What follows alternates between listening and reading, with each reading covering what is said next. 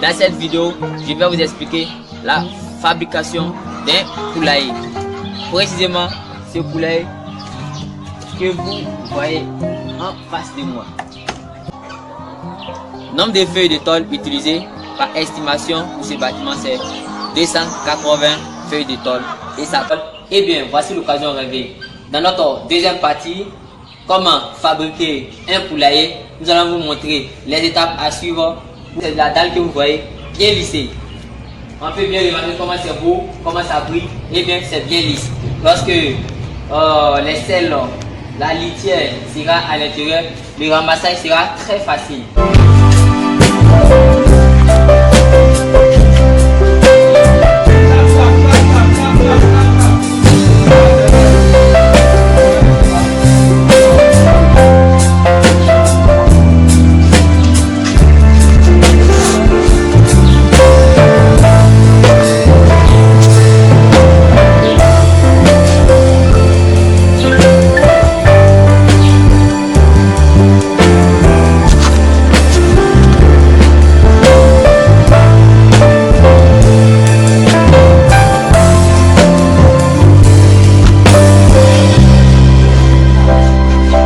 La vidéo vous est offerte par Business 225.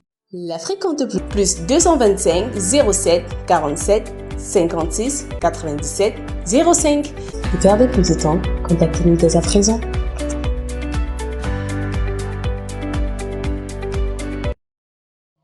Vous rêvez d'investir dans la création de votre propre ferme avicole. Voici l'occasion rêvée. Eh bien, dans cette vidéo, nous allons vous expliquer comment ce bâtiment que vous voyez là, comment ça a été monté de A à Z. Je me nomme Abdul Ramdi Samassi, votre promoteur de page YouTube dans le domaine de l'élevage. J'espère bien que vous allez terminer cette vidéo pour maîtriser comment construire un poulailler à moins de coûts et minimiser ses dépenses. Pour construire un poulailler, on se base sur trois grands paramètres. Le courant d'air, le lever et le coucher du soleil et la zone où vous allez implanter votre poulailler. Il faudra que cette zone ne soit pas une zone marécageuse.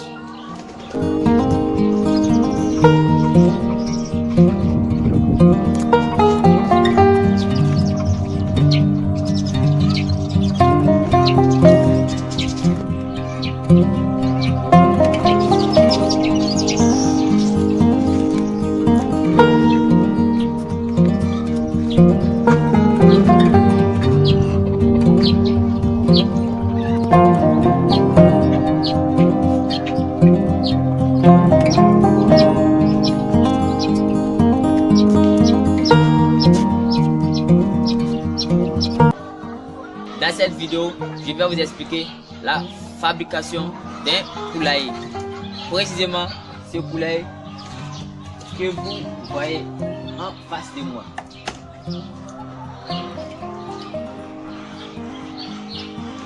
Vous remarquez que j'ai une tablette à main. Eh bien, oui, c'est une tablette. Quand j'ai fait les calculs, c'est vraiment technique. Donc, je ne peux pas mémoriser tout ça en tête. Il faut que je regarde pour vous expliquer. Donc, dans cette vidéo, nous allons vous expliquer de A à Z comment construire son bâtiment à moins de coûts, minimiser les dépenses. Tout d'abord, avant de commencer, j'aimerais vous dire, abonnez-vous à cette page YouTube qui est nommée SMBO TV, défi de ce bâtiment. Pour ce bâtiment, nous avons pris une longueur de 20 mètres et la largeur est de 13 mètres à cause de la fente d'aération. S'il n'y avait pas une fente d'aération, la largeur d'un bâtiment ne doit jamais dépasser 12 mètres et ne doit jamais être inférieur à 5 mètres. C'est ce qu'il faut retenir pour les novices. Au niveau de la toiture, nous avons pris 110 chevrons de 5 mètres y compris les chevrons d'accrochage des mangeoires. Vous-même vous savez, une mangeoire, c'est de l'aliment qu'on va mettre à l'intérieur. Ça peut faire près de 5 kg, 4 kg. Ça c'est une estimation que j'ai dit comme cela. Ce mangeoire, vous allez accrocher ça en haut du bâtiment. Imagine, au fil du temps, si vous n'avez pas tenu compte des chevrons d'accrochage, ça va bien décoller votre tôle du chevron. Donc on n'approche jamais la mangeoire sur le chevron qui maintient la toiture. Jamais, on ne fait jamais ça. Ça, c'est erreur des novices. Ce sont des erreurs que les novices font. Donc j'en passe. Maintenant, pour les pieds de la ferme, nous avons utilisé 30 pieds, dont 24 bassins de 5 mètres. Pour ceux qui ne connaissent pas les bassins, voici un bassin qui est large. Ce sont les bassins qui sont recommandés pour les pieds. Dans le sens de la longueur, nous avons utilisé 6 pieds pour chaque rangée. Distance comprise entre 2 pieds, c'est de 3,30 mètres. Et dans le sens de la largeur, nous avons utilisé 5 pieds pour chaque rangée. Distance comprise entre 2 pieds est de 2,60 mètres. Et nous n'allons pas oublier les rangées de briques. Nous avons utilisé 3 rangées de briques pour ce bâtiment. 3 rangées de briques. Lorsque on fait un petit calcul, ça nous fait 356 briques utilisées pour ce montage de ce bâtiment. 356 briques. À raison de 3 rangées de briques pour ce bâtiment. Ça nous fait 356 briques. Nombre de feuilles de tôle utilisées par estimation pour ce bâtiment, c'est 280 feuilles de tôle et ça tombe bien. Mais pour les imprévus, nous avons pris 285 feuilles de tôle. Et notez bien ce que vous devez noter comme remarque. Vous avez remarqué que notre bâtiment nous avons collé à la clôture. Donc ici, dans le devis que je vous ai dit, la clôture constitue un pied sur chaque largeur. Pour ceux qui ne connaissent pas la fente d'aération, eh bien je vous présente la fente d'aération. C'est le creux que vous voyez. Voilà. Où j'ai centré la caméra, c'est ce qu'on appelle la fente d'aération.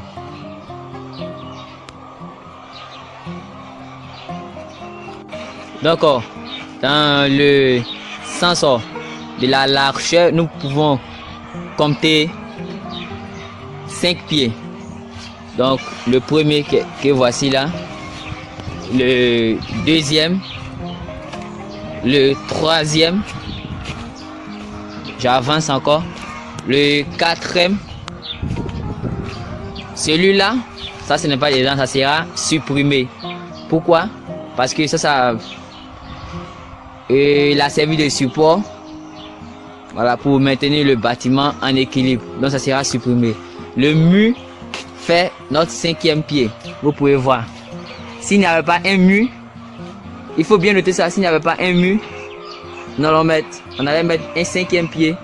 Vous voyez en haut comment la pente de notre toit va vers le mur. Donc le mur constitue un pied, un support qui tient le bâtiment en équilibre. Dans le sens de la longueur que voici, nous comptons 6 pieds. 6 pieds dans le sens de la longueur. Donc je répète et je redis, pour les pieds, on utilise toujours des bassins. Vous pouvez remarquer ici, nous avons parlé de 110 chevrons, y compris des chevrons d'accrochage des mangeoires. Donc on remarque bien ici, vous voyez ici que ce chevron là est fixé. Ce chevron là est fixé avec notre tôle est fixée sur ce chevron plutôt. Vous remarquez également que la tôle est fixée sur ce chevron. Mais quelle remarque faites-vous ici? Quelle remarque faites-vous sur ce chevron? Ce n'est pas fixé. Mais au contraire, ce chevron est centré. Donc je vais venir et vous pointer. Ce chevron est centré. Voilà, le chevron qui est au milieu, c'est centré. Mais ce n'est pas la tôle n'est pas fixée sur ce chevron. C'est ça qui va servir de chevron d'accrochage. Et nous avançons encore plus. Vous voyez ici encore un chevron qui n'est pas fixé. Mais là, ce chevron est fixé. Ce chevron est fixé. Ici, vous pouvez marquer ici notre fente d'aération. C'est par là que l'air va pénétrer. On remarque encore. Nous voyons un chevron ici. Celui-là n'est pas fixé. Et vous voyez celui-là qui est fixé. Celui-là est fixé, mais celui-ci n'est pas fixé. Donc, c'est ce que vous devez comprendre pour les chevrons d'accrochage. Ça sert à retenir le poids de vos mangeoires. Pour les abreuvoirs, c'est pas on peut accrocher où on veut, mais je vais vous expliquer encore la meilleure méthode d'accrocher les abreuvoirs, car les abreuvoirs ne pèsent pas assez. Donc merci d'avoir suivi cette vidéo, les astuces pour construire son poulailler. Pour des questions sur cette vidéo, n'hésitez pas à nous contacter via notre numéro WhatsApp qui sert également de contact de l'entreprise. Vous pouvez nous appeler comme nous contacter sur WhatsApp. Nous écrivez sur WhatsApp, nous allons vous répondre.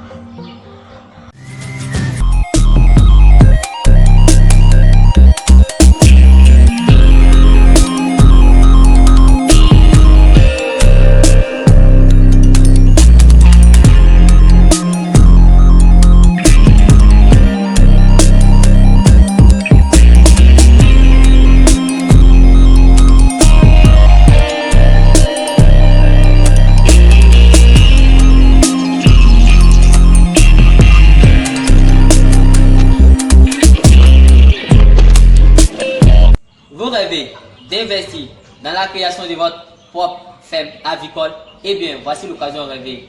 Dans notre deuxième partie, comment fabriquer un poulailler, nous allons vous montrer les étapes à suivre pour faire un bon terrasse. Ici c'est la dalle que vous voyez bien lissée.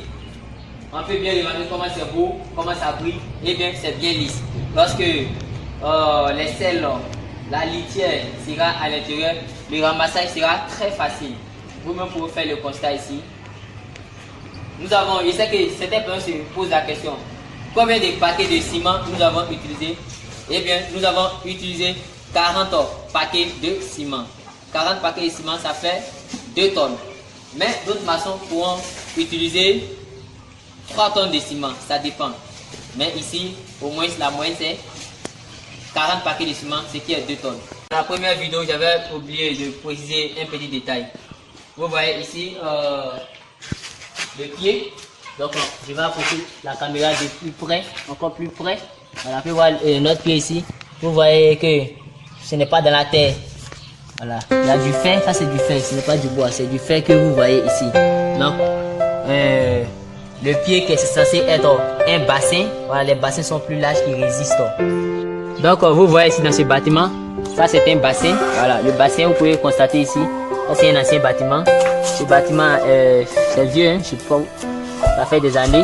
Donc vous pouvez voir ici que le fer, vous voyez le bassin, c'est le fer qui est dans le sol. Ça c'est un fer de demi-mètre qui est dans le sol. Voilà. Vous pouvez faire plus que demi-mètre. Hein. Il faut que ça soit en profondeur. Donc le fer de demi-mètre qui est dans le sol. Nous pouvons faire le constat ici comment c'est fixé. Donc le bassin n'est pas dans le sol. Le bassin n'est pas dans le sol. On fait le constat ici. C'est nouveau ici. Donc il sait que les gens se posent certainement la question. On voit ici que ce n'est pas dans le sol.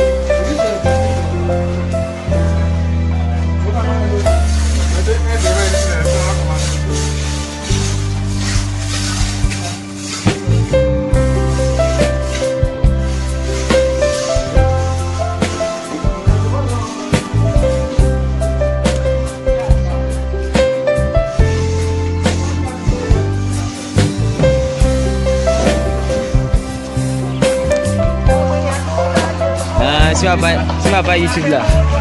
Ah ouais. Chaque week-end, je fais mes vidéos là.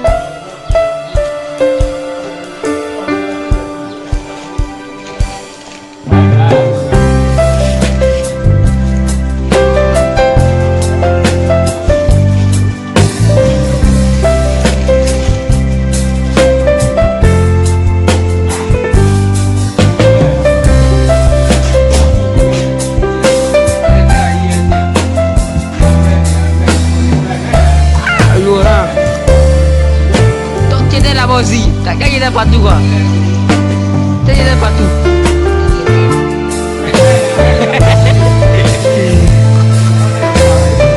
Là, c'est comme ça, t'es partout.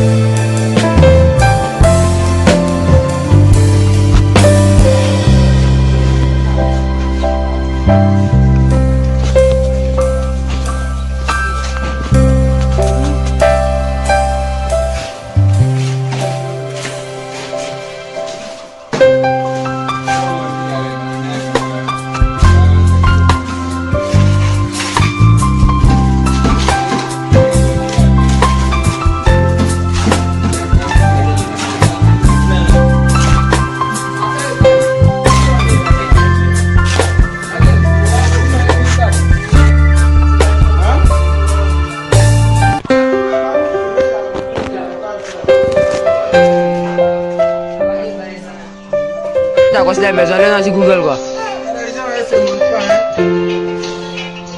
Si tu n'as pas une managa, elle a gars partout. Elle fait.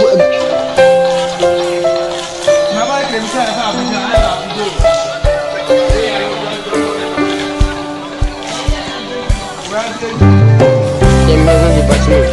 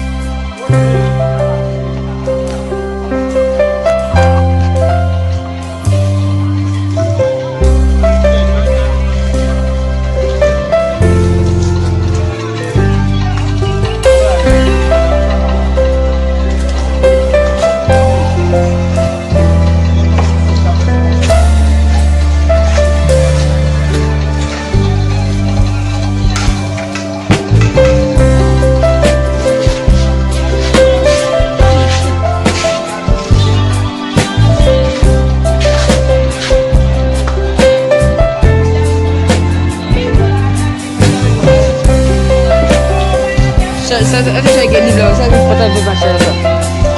Saya potong bebas saya. Nanti saya gini bebas saya.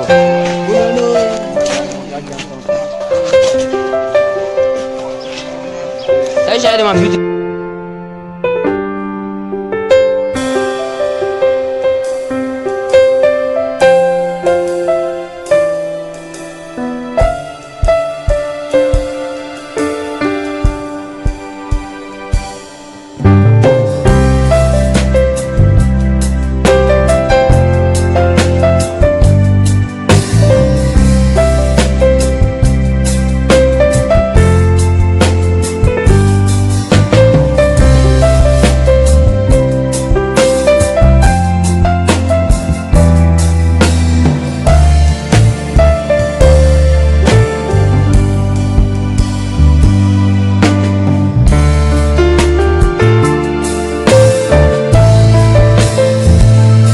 Une seconde de ton temps pour nous noter.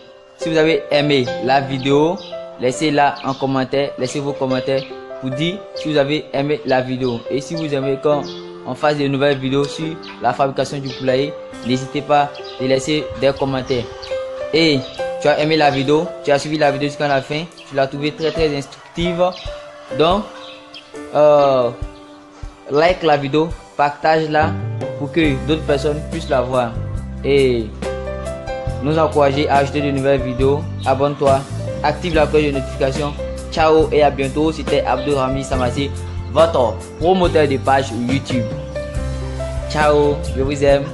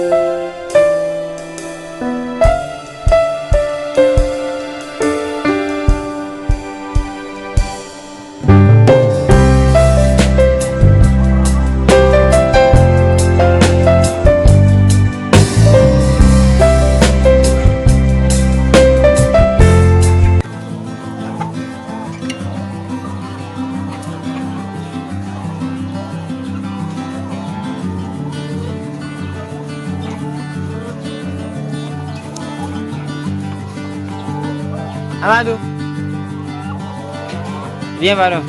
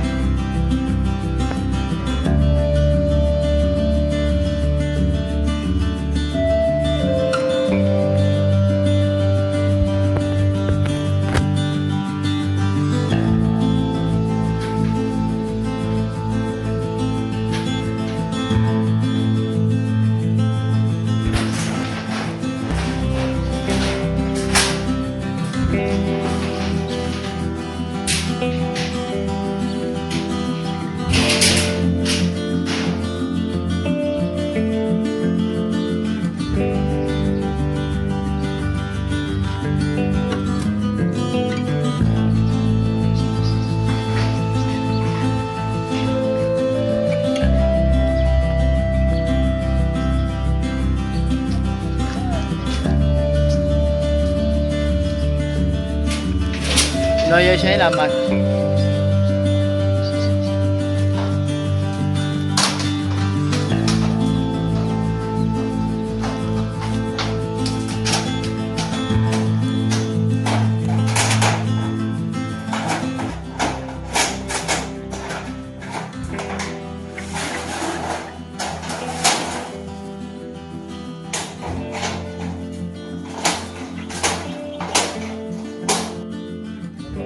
Admirer et surtout pour des commandes de maïs, n'hésitez pas, vous pouvez voir une très grande quantité.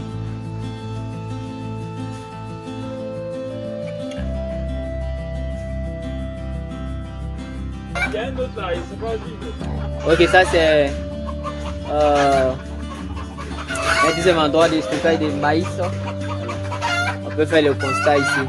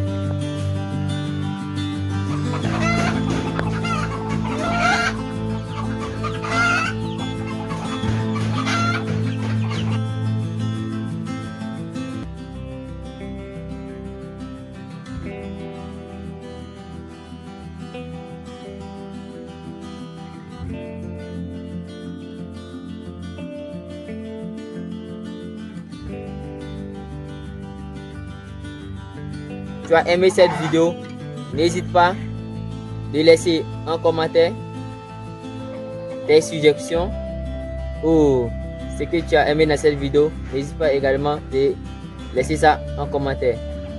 Merci de vous abonner, partagez cette vidéo au maximum pour nous encourager à acheter de nouvelles vidéos, likez, activez la cloche de notification et surtout abonnez-vous. Chaque week-end nous ajoutons des vidéos instructives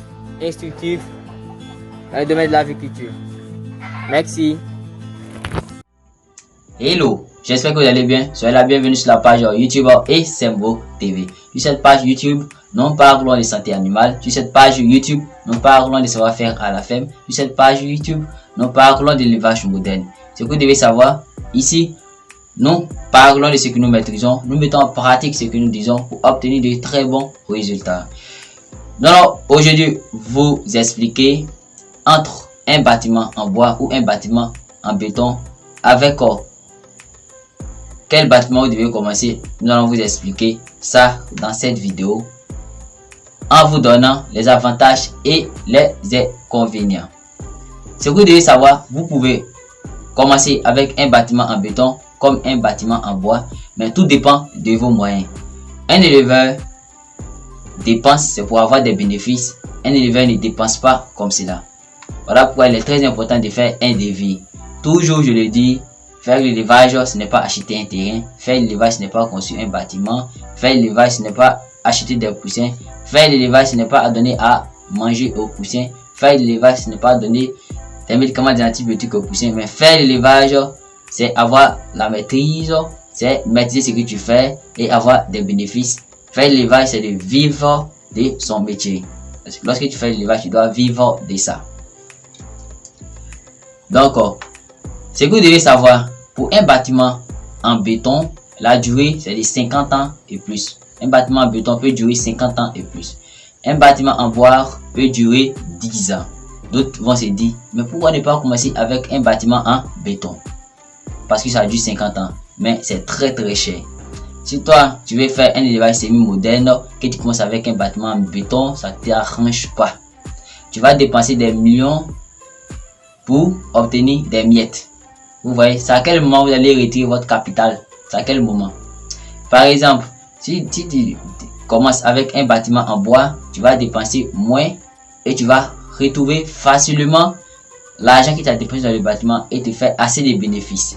Tu as 10 ans d'utilisation avec un bâtiment en bois. Avec un bâtiment en bois, tu as 10 ans d'utilisation. Et j'en ai la preuve, avec nous nos bâtiments, avec nous nos devis, ces bâtiments en bois font 10 ans d'utilisation. Comment ça se passe? Lorsque tu utilises tes bâtiments en bois, tu as le temps d'épargner chaque mois. Parce qu'il faut pas, les bénéfices, il ne faut pas tout dépenser. Tu as le temps d'épargner chaque mois.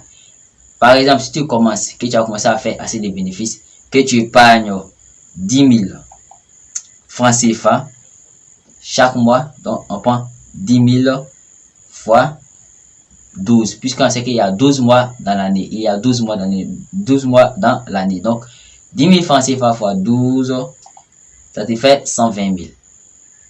lorsque tu prends 120 000 fois 10, je fais 120 000 fois 10, ça donne 1 200 000. Si tu arrives à épargner 20 000 fois 12, ça fait 240 000. Puisqu'on sait que il y a 12 mois dans l'année et nous allons faire 20 000 fois 12, ça fait 240 000. Nous allons faire 240 000 fois 10. Ça fait 2 400 000. Vous avez déjà 400 000 de côté et les 2 millions vous pouvez prendre pour construire votre bâtiment et même les 400 000 francs vous servez de quelque chose.